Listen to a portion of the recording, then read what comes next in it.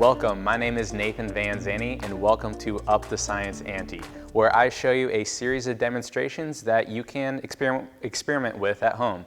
So today we're going to be learning about air pressure and the power that air has. So at first I'm just going to show you a few basic demonstrations and then we're going to kind of scale up, and if you stick till the end I have a pretty cool air cannon that I'm going to show you. So my first question for you is this cup half full or half empty? Now, most of you are probably thinking, oh, half full, because I'm an optimist, right? Well, actually, it's all the way full, because half of this is water and the other half is air. Now, you may not believe me, but I'm just going to prove it to you right here. So I'm just going to go and pour that water back in this tank, and I'm going to hold a bunch of air inside this cup. And then in this cup, I'm going to have some water. So you can see this cup is full of air and this cup is full of water. Now what I'm going to do is I'm actually going to pour the air from one cup to the other, just like you'd pour liquid. Oh, I spilled some air, sorry. You don't hear that very often. Now this is something that you can kind of do back and forth, but I'm going to go one step further, because one year I was watching SpongeBob and I noticed that they had some fire underneath water.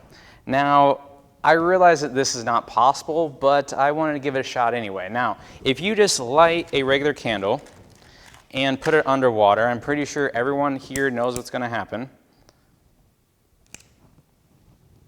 It's just going to go out. Now, what if there was a way to keep that candle lit underwater so maybe your goldfish can be swimming around it? Now, I did figure out a way to do that, and then I'm going to give you a challenge to see if you can accomplish it at home. So what I'm going to do is I'm going to light this candle here. And now the reason why this goes out is because it doesn't have any air, right? So what if we contain some air? And there you can see we have a candle lit underwater. Now this candle won't go forever because it's eventually going to run out of oxygen, but what if you could figure out a way to keep adding oxygen into this jar so this candle keeps going until all the wax is gone? Now there it went out, but what if we were able to continue to blow air into it without blowing out the candle, but to keep that candle lit? So there's my first challenge I'm going to give you.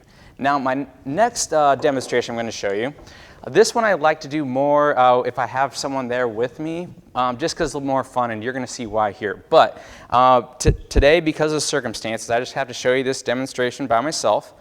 But what I'm going to do is I'm going to take this mason jar, and then I'm going to put this piece of cardboard over top of it. Now if I flip it over, what I would like to do is I'd like to put this right over top of your head. And then I'm going to let go of the cardboard. Now the next thing I'd love to do is just to take this cardboard and move it. Now it seems to be suspended in air, but if I tip it, it keeps going. Now the trick to this one, if you want to do it at home, is to get some window screen and put it right on the lip of the container. And what that does is it kind of acts like a straw. You know when you take a straw and you put it in water, you put your thumb over it and then you lift it out? Now the reason why you can do that is because that area is so small and the air is actually holding it up.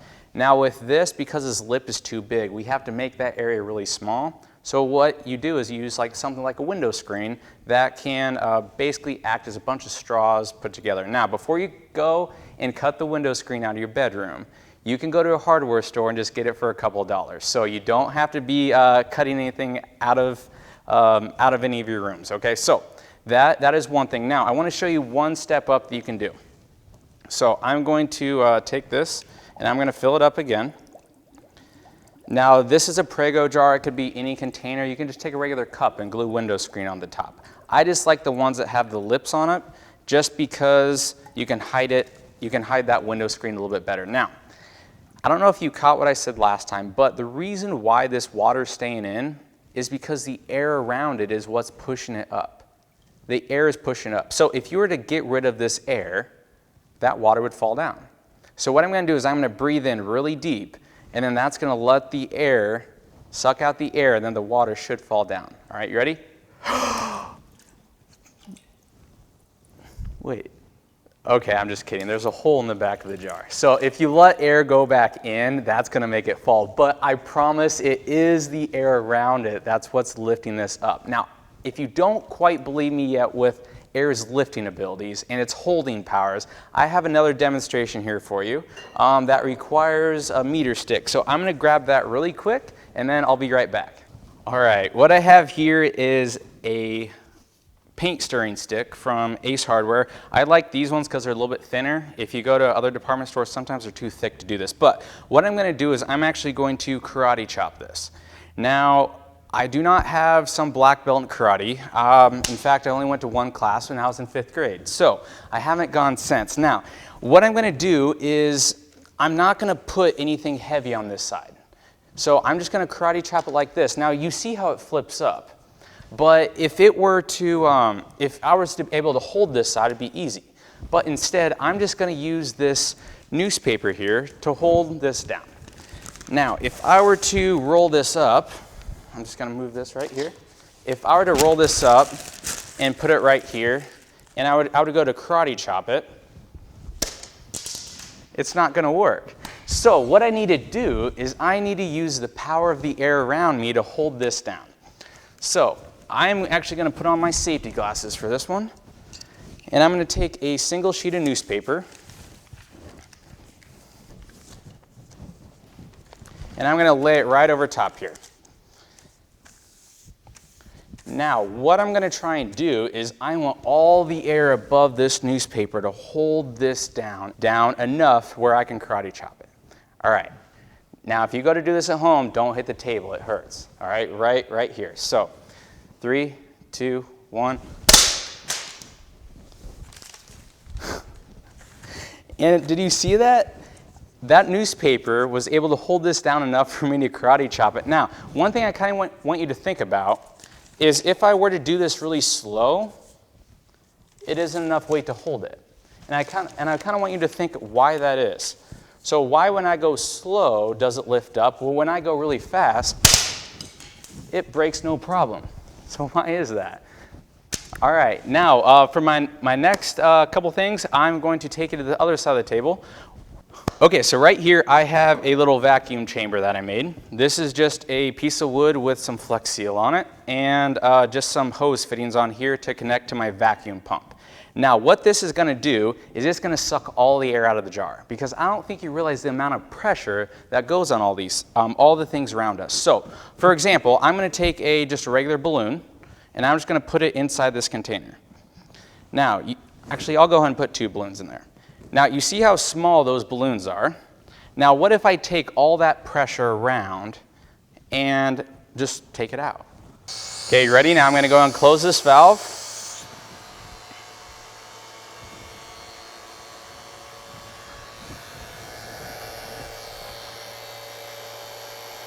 And you can see it's taking all the pressure from outside and it's just taking it all out, so all the pressure inside the balloon is now trying to get out. Now if I go to put air back in, they shrink back to the regular size. Now another thing, when I saw that, I was like, okay, I want to make other things grow really big. So these are jumbo marshmallows, but they are not jumbo enough for me. I want to make them just a little bit bigger because you saw how big those balloons got. Well, marshmallows have air in them as well, so what if I can make them grow as well? There we go. I have some extra jumbo marshmallows. Look at that. Now all I have to do is just open the container and then I can have one. All right, you ready? What happened? That isn't jumbo at all. It's smaller than... Oh well. All right, now for my next demonstration, I need to heat up some pop cans, and then I'll bring you right back. Then after that, I have a cannon to show you. Okay, so what I did is I put some pop cans on this burner, and I put a little bit of water inside there. And then what that's doing is as it's heating up, it's pushing a lot of this air outside the can. So there's not very much air inside the can. There's a lot of air around. So what I'm going to do is I'm going to cool this down really quick so that way that expanded air isn't expanded anymore. All right, so I'm going to flip it upside down so the air can't go back in the top. You ready?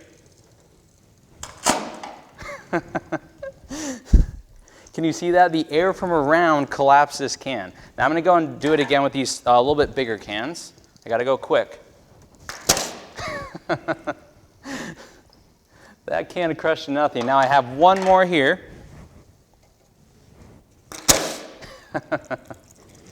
Now that was all just from the air around us collapsing that can. So like I said, all I did was heat up this can and then I cooled it down really quick and that just crushed it. All right, so what I have here are my air cannons. Now, this time I'm not gonna use some pressurized air like an air compressor. I'm just gonna use the air around us to fire these ping pong balls. Now, what I need to do to be able to do that is I need to be able to take out all the air inside these tubes. Now, if I can do that, there's hardly any air resistance on this ping pong ball, and then that way it can fire at a really high speed. All right, now, I realize that most of you will not have access to this vacuum pump. If you know someone that does like refrigeration or air conditioning, you might. So what I did is I also made another cannon that I just want to show you here. I'm not actually going to fire it, but if you want to make something similar at home, this is what you can do. So have you ever put your thumb on the end of a syringe, and if you pulled the syringe and you know how it's really hard to pull out, that's because you're creating that vacuum. Now it's going to be the same thing inside this tube.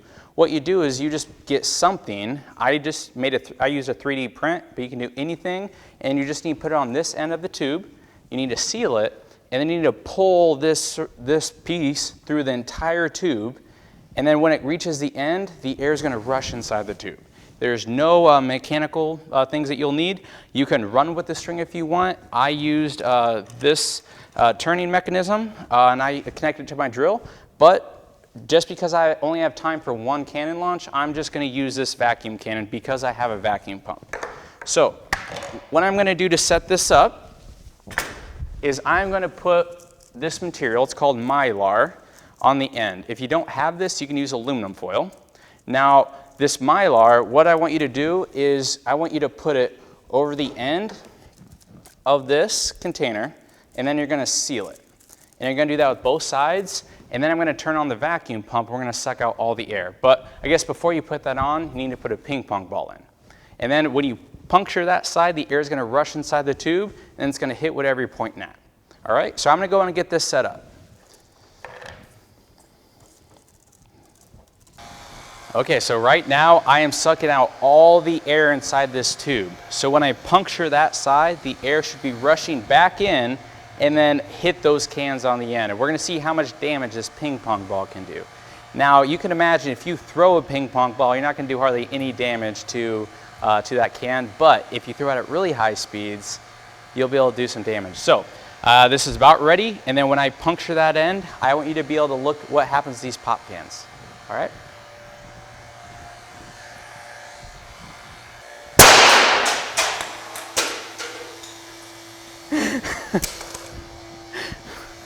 Wasn't that amazing? Look at this can. A ping pong ball just went through it just by using the air pressure around us. Now, isn't that amazing? So you can build something similar to this at home. Obviously, you need to be careful, but I think that's pretty awesome. So hopefully you had fun today learning about air pressure. Thank you very much, and hopefully you would join me next week when I talk about chemistry. Thank you.